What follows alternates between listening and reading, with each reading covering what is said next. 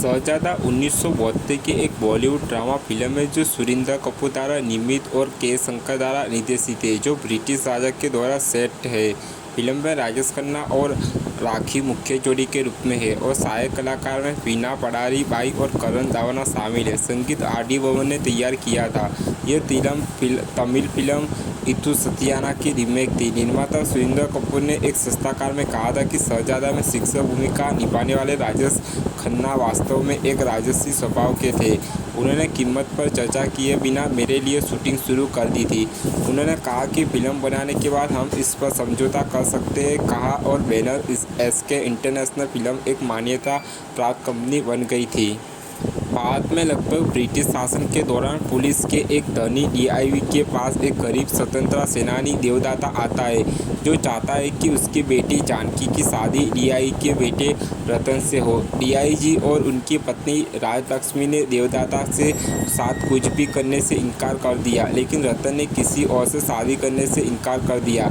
अंततः वे झुक जाते हैं और इस विवाह के लिए सहमत हो जाते हैं। शादी के कुछ ही समय बाद पुलिस और स्वतंत्रता सेनानी के बीच दंगे शुरू हो जाते हैं और परिणामस्वरूप डीआईजी की हत्या हो जाती है।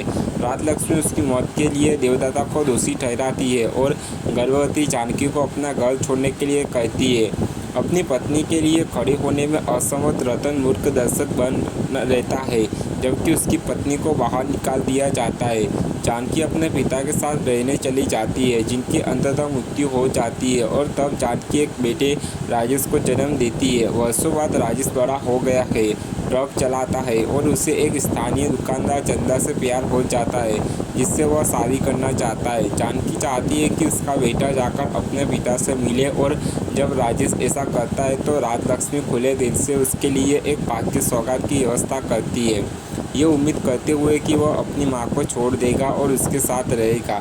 लेकिन राजेश ने ऐसा करने से इनकार कर दिया जब तक कि राजलक्ष्मी जानकी से माफ़ी नहीं मांगती है। क्रोधित राजलक्ष्मी ने ऐसा करने से इनकार कर दिया और राजेश जाने के लिए कहा। राजेश और चंदा की शादी हो जाती है और जल्दी चंदा गर्भवती हो जाती है। फिर पुलिस राजेश को गिरफ्तार कर लेती है, जिसके लिए उसे कई सालों की जेल हो सकती है। उसे स्थानीय पुलिस स्टेशन में रखा गया है।